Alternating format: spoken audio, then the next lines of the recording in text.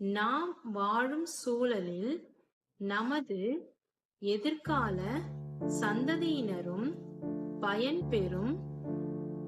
நாம் வாழும் சூழலில் நமது எதிர்கால சந்ததியினரும் பயன்பெறும்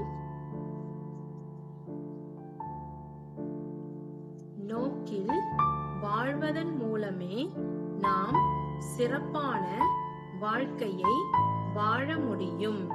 இன்று பலர் தாம் உழைப்பவற்றை அன்றே வீண் செலவு செய்பவர்களாக காணப்படுகின்றனர். ஆனால் இன்னும் சில மனிதர்கள் நாம் உழைப்பவற்றை எதிர்காலத்தின் தேவை கருதி சேமித்து வைக்கின்றனர். அந்த வகையில் நாம் சேமிக்கும் ஒவ்வொன்றும் நமது எதிர்கால வாழ்க்கையை சிறப்பாக்க வல்லனவாகும்.